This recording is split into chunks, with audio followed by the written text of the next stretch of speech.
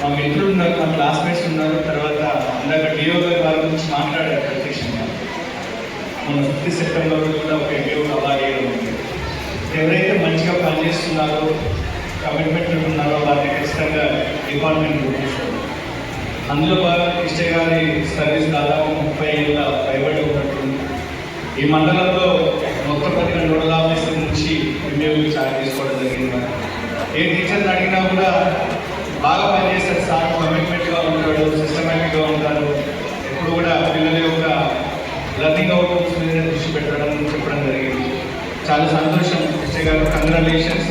మీకు సహకరించిన మీ సతీమణి గారి పేరు భాగ్యలక్ష్మి గారు. భాగ్య గారికి చెప్పట్లు కొట్టానండి. కిష్ట గారు పూర్తి స్థాయిలో విధి నిర్వహణలో నిర్వహించడంలో సఫలీకృతం కావడానికి వారి సతీమణి సేవలు కూడా ఎంతో ఉన్నాయి. నిజానికి ఎడ్యుకేషన్ డిపార్ట్మెంట్లో ఒక సాటిస్ఫాక్షన్ ఉంది, మనం మంచిగా పనిచేస్తాం. రిటైర్ అయినా పనిచేస్తున్నప్పుడు కూడా పలానా సార్ బాగా చెప్తారు, పలానా ఎంఏ గారు బాగా ఉండేవారు, సిస్టమేటిక్గా పనిచేశారు. ఆ రికగ్నిషన్ కిష్టయ్య గారికి మండలంలో చాలామంది టీచర్లు కూడా నేను ఒపీనియన్ తీసుకున్నాను. ఏ విధంగా ఉంటారంటే అందరూ కూడా చాలా పర్ఫెక్ట్ పని చేయాలి. సిద్దిపేట జిల్లాలో వాళ్ళని బెస్ట్ చేయమని చెప్పడం జరిగింది.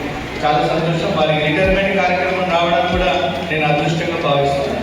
Thank you very much. Thank you sir.